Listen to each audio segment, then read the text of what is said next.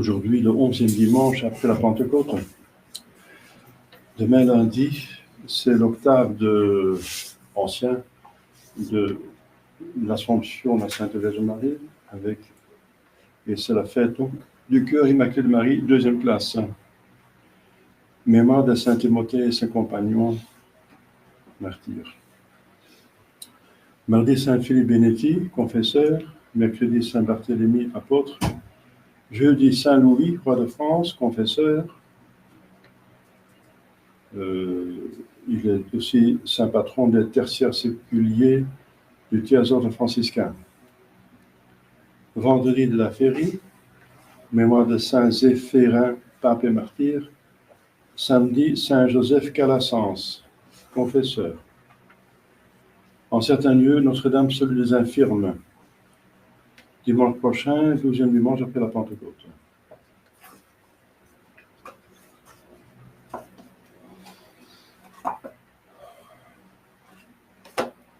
Il n'y a rien de spécial de signaler de l'apostolat, sauf que la position des fenêtres n'avance pas. Ils attendent cela, que ce soit un minimum en ordre pour pouvoir prêcher une retraite. C'est quand même aussi important de pouvoir prêcher des retraites. Au nom du Père et du Fils et du Saint-Esprit, ainsi soit-il. Chers fidèles, Jésus guérit un sourd et muet. Eh bien, toute la maladie vient du péché originel. Avant le péché originel, en arrière, il n'y avait pas de maladie, il n'y avait même pas la mort, il n'y avait pas d'accident, parce que les anges gardiens avaient beaucoup plus de pouvoir pour nous aider, pour enlever tous les problèmes. Maintenant, leur pouvoir a été diminué, n'est-ce pas, par le péché. Pas de maladie. Donc, en racine, toutes les maladies viennent du péché originel. Et bien sûr, les péchés personnels de chacun de nous, à partir d'en arrière jusqu'à maintenant, on ajoute. Si on vit dans le péché, on attraque des maladies, on contracte des maladies. Si on abuse de, je sais pas quoi, on a une vie déréglée, une vie déréglée est plus onéreuse qu'une vie saine. La preuve, ce sont les statistiques, si on peut les croire, mais il faut faire attention avec les statistiques, mais quand même. Sur les statistiques, l'espérance de vie est la plus haute pour les religieux. Pourquoi? Ils ont une vie régulière, vertueuse, pas d'excès de nourriture, de boisson, pas de drogue, etc. Donc, une bonne espérance toujours, n'est-ce pas? Une solution pour tous les problèmes, c'est notre Seigneur Jésus-Christ, accepter la croix. Voilà. La possibilité d'être aidé par les sacramentaux qui font aussi du bien au corps. Et l'espérance de vie la moindre, c'est les teneurs de café, sur la statistique. En Belgique, en tout cas. Teneurs de café, de taverne, c'est une vie régulière, très tard, etc., n'importe quoi. Voilà. Donc, on voit que là, voilà. La vertu fait du bien, bien sûr, le plus important à l'âme, mais aussi au corps. Et le vice, le péché fait du mal à l'âme, bien sûr, enfer, aussi au corps. Le corps va aussi aller en enfer, ou au ciel, hein, bien sûr. Le corps suit l'âme. Alors, la surdité et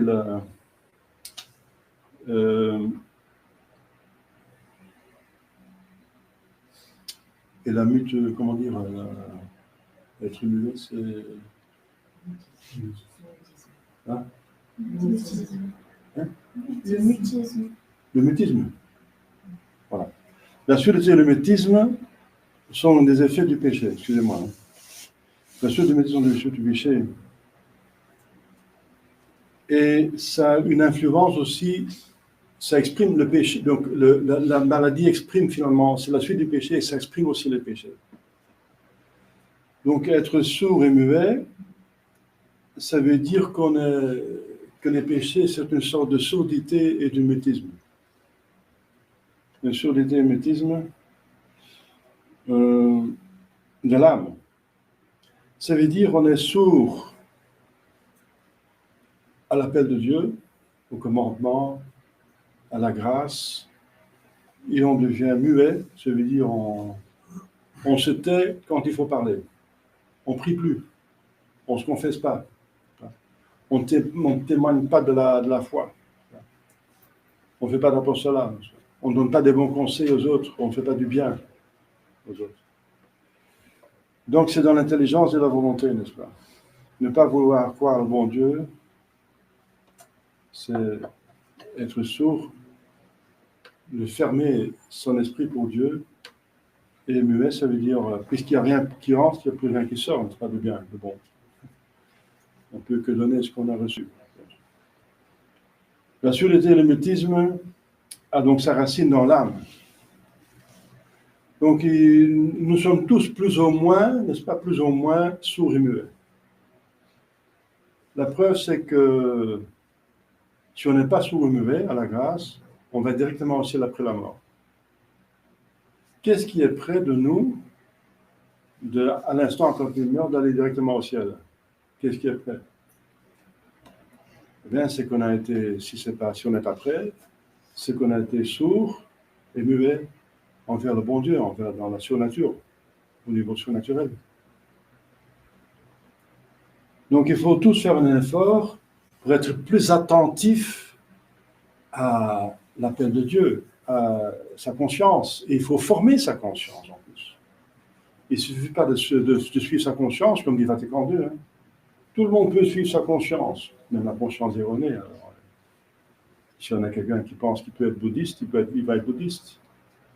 Non, on a le devoir en plus de faire former sa conscience par Dieu, par l'Église, parce que tout le monde a une conscience, mais elle est plus ou moins déformée. Elle est tarée, estompée par les péchés encore, et par les mauvaises éducations, par les mauvais exemples, surtout dans cette société et cette Église en Christ. Tous les gens qui se disent Église et qui se disent Église et qui ne se comportent pas en tant que tels. Encore un petit exemple qui était récemment, la fin des Saint-Pédis, il y a une personne qui s'est suicidée, un jeune homme, qui venait même de temps en temps par ici. Mais il était fidèle à la fête des Saint-Pédis. C'est pour ça qu'il ne communait pas. Et il s'est suicidé. Il avait les attaques pendant des années dans la tête, il s'est suicidé. Qu'est-ce qu'il faut faire en cas de suicide? Eh bien, on ne peut pas l'enterrer. Parce que c'est un péché mortel, même contre nature, public. Un péché contre nature, parce que c'est contre nature la plus forte, c'est l'instinct de survie. Donc c'est un péché qui crie vengeance, contre nature. Et donc qu'est-ce que l'Église fait en ce moment-là? Eh bien, elle n'enterre pas. Elle ne donne pas les honneurs de... Parce que toutes les prières de la messe sont faites pour les âmes du purgatoire. Parce qu'il ne faut pas prier pour ceux qui sont dans le ciel, parce qu'ils sont déjà arrivés. Ça ne sert à rien. Ils sont déjà là. Ils n'ont plus besoin d'aide. Nous avons plutôt besoin d'eux, n'est-ce pas? Et on ne peut pas prier non plus pour ceux qui sont en enfer. C'est définitif, c'est fatal. Donc, toute la cérémonie est pour deux choses. Soulager les âmes qui sont dans le purgatoire, parce que la plupart vont dans le purgatoire. La plupart des gens sont trop bons pour l'enfer et pas assez bons pour le ciel. Donc, il y a le purgatoire. Hein. Et pour consoler la famille. Mais dans le cas du suicide, ce n'est pas possible. Donc, c'est pas possible. Donc, la personne n'a pas eu la possibilité de se confesser. C'est pour ça que le diable porte le plus possible au suicide.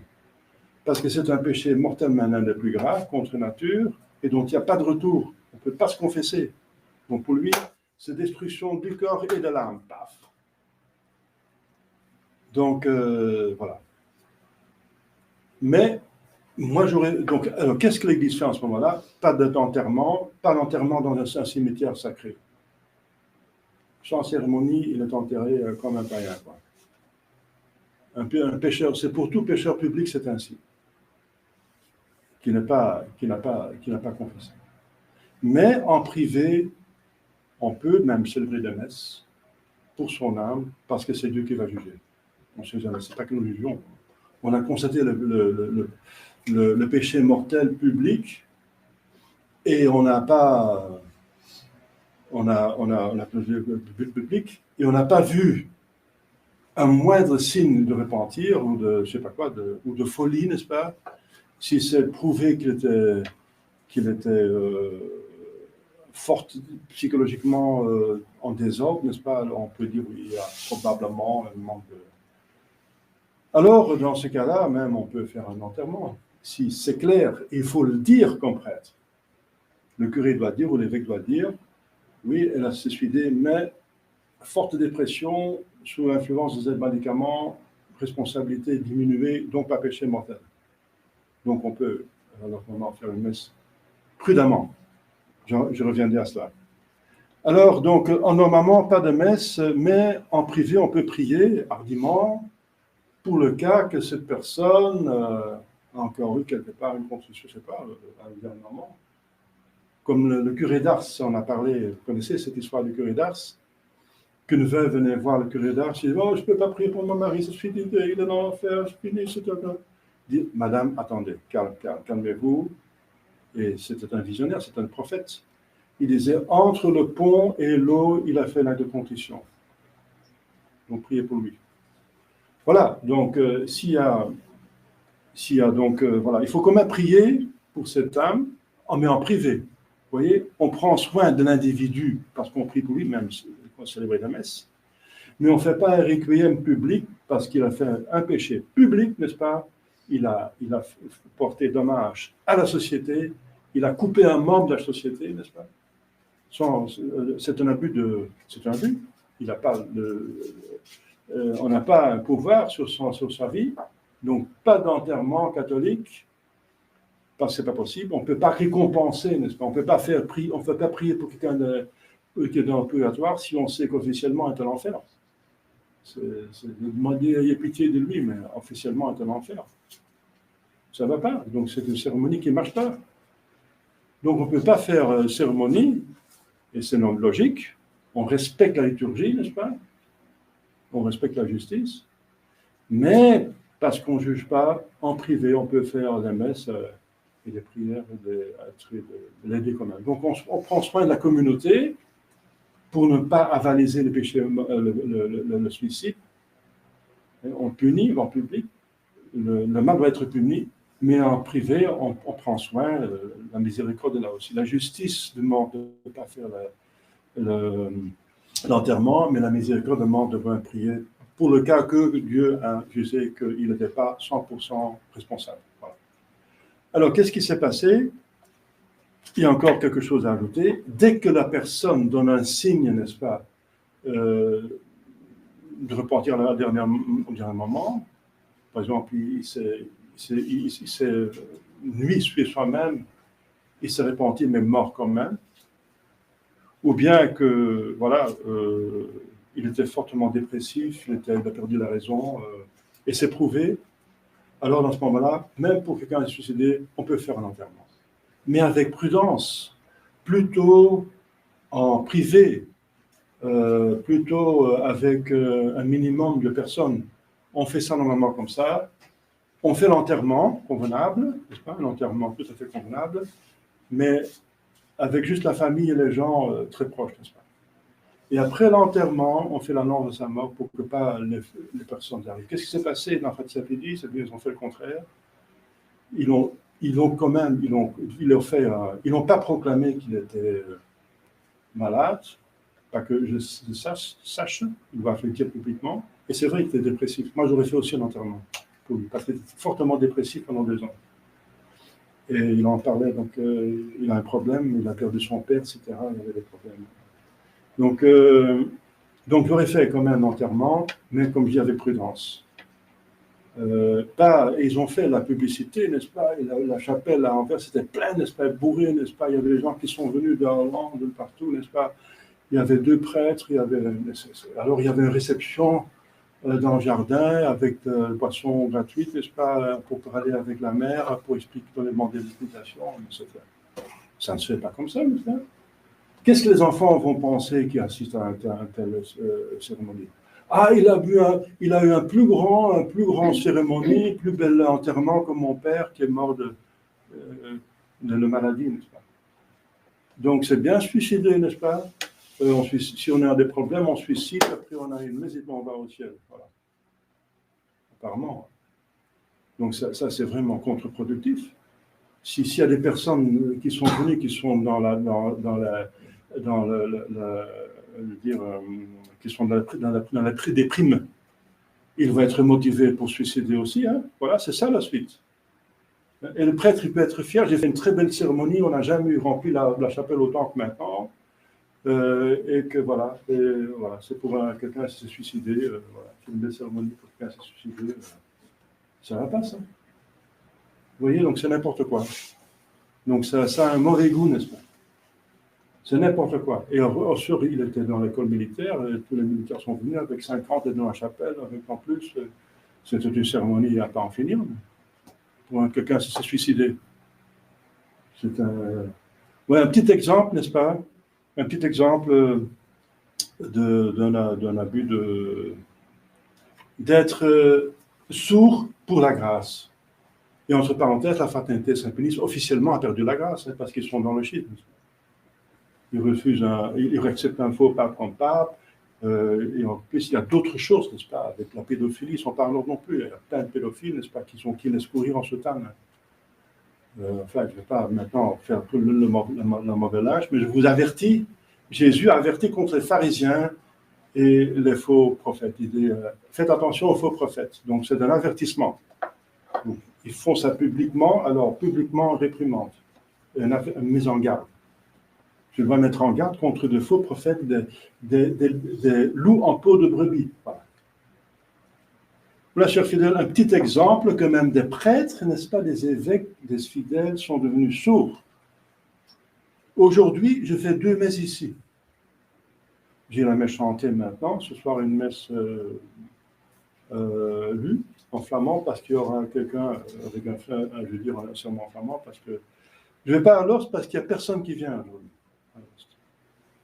Oui, moi j'organise une messe qui est totalement en ordre, personne qui vient. Ils organisent n'importe quoi, n'est-ce pas, avec un suicide de tout, machin, c'est bourré. Vous voyez, comme ils sont sous l'influence du diable, finalement, les gens. C'est diabolique, c'est pas normal. Quand il y a quelque chose de bien, les gens disent oui, mais c'est trop loin, c'est le soir, n'est-ce pas, il n'y a pas d'orgue, n'est-ce pas, il n'y a pas assez de gens, il y a toujours un prétexte. Et si c'est n'importe quoi, n'est-ce pas, si c'est là, alors tout d'un coup, ils ont envie d'y aller, voilà. C'est la preuve que les gens sont l'influence diabolique, même les gens qui se disent croyants, n'est-ce pas? Donc on est sourd à la grâce, et voilà. Et comment ça va? Eh bien, c'est une boule de neige. Si on fait des péchés, le péché véniel, bon, ça arrive à tout le monde. Le péché véniel n'est pas trop grave si on combat. Si on combat, on peut même aller communier. Même recevoir le très saint sacrement, Jésus qui se donne la divinité à manger à notre âme. Et c'est comme nourriture, c'est incroyable. Eh bien, on n'est pas indigne d'y aller. C'est pour ça qu'il y a un confiteor. Avant la communion, on demande pardon de ses péchés véniels. Et voilà, on peut aller à la communion. Mais si le péché véniel n'est pas combattu, ça devient déjà embêtant, ça. Parce qu'alors, dit le concile, le catéchisme du concile de Trente, si le péché véniel n'est pas combattu, vous allez certainement tomber un jour dans le péché mortel. Certainement. Donc le meilleur moyen pour ne jamais faire péché mortel, c'est combattre les péchés véniels. C'est évident. Celui qui ne veut même pas faire le moindre ne fera certainement pas le plus. Voilà. Alors, mais si on a fait un péché mortel ou des péchés véniels non combattus, le péché véniel diminue la grâce. Parce que ça blesse l'amitié. Ça ne casse pas l'amitié avec Dieu, mais ça blesse l'amitié avec Dieu. Ça la diminue. Et ça empêche la grâce. Que vous avez déjà grandement besoin parce que vous avez fait déjà des péchés véniels. Vous avez besoin de plus de grâce. Vous avez diminué. Donc, vous voyez le danger. Mais le péché mortel, ça c'est fatal, n'est-ce pas? Vous n'êtes plus en état de grâce. Eh bien voilà, si on n'est plus en état de grâce, eh bien, ça veut dire qu'il y a un vice dans la volonté. Parce qu'un péché ne peut pas exister si on ne comprend pas qu'on a fait le péché. Parce que l'élément essentiel du péché, c'est de le savoir. Sciemment et contrairement. Alors, c'est la définition du péché, parce que ignoramment, on ne peut pas pécher. Alors, il y a un problème dans la volonté, pas dans l'intelligence, parce qu'on a compris qu'il y a un péché, sinon il n'y a pas péché. Mais c'est dans la volonté. Et la volonté, qui veut le péché, elle va faire pécher tout l'homme, parce que l'homme est un entier, quoi. C'est un tout. Donc tout l'homme va pécher, corps et âme. Donc aussi, il va entraîner son intelligence. Donc son intelligence va être, par la volonté, être traînée dans le péché. Et son intelligence va comprendre, non, mais ça ne va pas, c'est mauvais, mais bon. La volonté dit, oui, mais je veux profiter de ce péché qui donne plaisir, je ne sais pas quoi, quelque chose, un petit avantage. C'est bien, je sais bien qu'il détruit le ciel, mais je m'en fiche en ce moment, je veux ce petit avantage actuel. Donc, et la volonté entraîne l'intelligence qui comprend ce qui se passe. Mais puisque une conscience, n'est-ce pas, une mauvaise conscience, ça fait mal, et l'homme cherche le bonheur, il veut arrêter ce mal. Au lieu d'arrêter le mal de la volonté, ne plus pécher, c'est ça la bonne solution, il va faire autre chose. Il va corrompre son intelligence. La volonté va dire à l'intelligence, mais fais quelque chose, toi. C'est si amusant, alors il ne faut pas faire l'embêtant, là, faites avec nous. Donc, donnez-moi des raisons, des faux raisons, pour justifier le péché. Donc, si on continue à pécher mortellement, l'intelligence va essayer de justifier le péché. Voilà, justifier le péché. Et ensuite, bien sûr, on a de moins en moins la grâce, parce qu'on résiste à la grâce. Le bon Dieu ne va pas donner de la grâce si on le gaspille. Jésus dit lui-même à nous, ne jetez pas des perles pour les porcs. Ne dites pas des belles choses, des vérités à des gens que vous savez en avance, qui ne vont pas l'apprécier. Donc Dieu ne fait pas ça non plus. Il ne jette pas les perles pour les porcs. Donc il va diminuer la grâce, il va quand même, ça va être abusé. Si on se ferme pour la grâce, voilà. C'est pour ça que pour convertir quelqu'un, il faut une grâce supplémentaire de quelqu'un d'autre qui est écouté par Dieu. C'est pour ça que la Sainte Vierge nous demande, priez et sacrifiez-vous pour les pécheurs parce qu'ils vont en enfer. Quelqu'un qui est en état de grâce peut encore obtenir pour quelqu'un qui a un péché mortel la conversion. Lui-même, il peut faire peu de choses parce que, sans moi, vous ne pourrez rien faire, dit Jésus. Donc, sans moi, c'est être en état de grâce. Vous voyez? Donc alors, le danger, c'est que si on met en péché mortel volontairement et on reste dedans, on ne sort pas aussitôt, on risque de devenir sourd, aveugle, on ne voit plus le péché. On le justifie, on s'estompe, n'est-ce pas? On commence à trouver ça normal. Voilà. Et on va chercher plutôt la compagnie des gens qui font comme nous, pour éviter que notre conscience nous embête, parce que ça fait mal. Une conscience qui accuse, c'est déjà quelque chose de l'enfer. C'est l'enfer sur terre. Et la conscience, on ne peut jamais la faire taire totalement, mais on peut la diminuer. Alors, c'est ça, vous voyez, la surdité ne vient pas comme ça ne tombe pas comme ça du ciel. Hein. Ça ne tombe pas comme ça, c'est nous qui la provoquons, par notre mauvaise volonté. Bien sûr, on est déjà sourd et mauvais par le péché originel d'Adam et Ève. On a besoin de l'Église pour expliquer. Comme je dis, notre conscience est déformée, il faut la former. C'est déjà assez. Hein. Par la suite du péché, c'est que notre intelligence est obscurcie. Voilà. C'est la suite du péché originel. Notre volonté affaiblie et attirée par le mal. Et ensuite, le corps il est soumis à la maladie, à la souffrance et à la mort. Mais l'intelligence est déjà obscurcie, la volonté déjà affaiblie et tournée vers le mal, cette triple concupiscence, par les péchés originels. Donc ça suffit déjà largement. Hein. C'est pour ça que Jésus-Christ est venu pour nous sauver, premièrement pour le péché d'Adam. Mais encore, on a ajouté ces péchés personnels, ça va aggraver. Alors on cause encore plus de surdité et de mutisme. Le baptême, ça veut dire on va diminuer la prière et la confession, etc. Parler de la religion. Hein. Voilà, chers fidèles, un appel pour vous sauver, n'est-ce pas, pour vous aider, n'est-ce pas. Soyez attentifs à la grâce qui est d'une valeur infinie. Ça a été payé par la souffrance d'un homme Dieu. Chaque grâce surnaturelle a une valeur infinie, n'est-ce pas? C'est précieux, ce sont des perles, ce sont des diamants, n'est-ce pas? Ne jetez pas les diamants comme ça. Ça fait du bien à votre âme et à votre corps. Si vous allez avec votre âme au ciel, votre corps vous suivra après la résurrection, dans le ciel. Hein? Voilà, chers fidèles. Attentif à la grâce, à l'appel de Dieu, de toute façon, dans les lectures, maintenant le sermon par exemple, la messe, votre ange gardien, les prières, etc. Les moyens de grâce, utilisez les moyens de grâce, les sacrements, les sacramentaux, les prières, les dévotions. Et priez surtout pour la... Si vous êtes en état de grâce, alors priez surtout pour la persévérance finale. Être en état de grâce, c'est une chose, mais il faut être en état de grâce quand on meurt. Voilà, je vous souhaite sur tout cela, n'est-ce pas, demander à la Sainte Vierge qui est là qui est médiatrice de toute grâce, n'est-ce pas, et qui est une mère qui peut tout faire pour nous sauver, pour sauver ses enfants. Au nom du Père et du Fils et du Saint-Esprit, ainsi soit-il.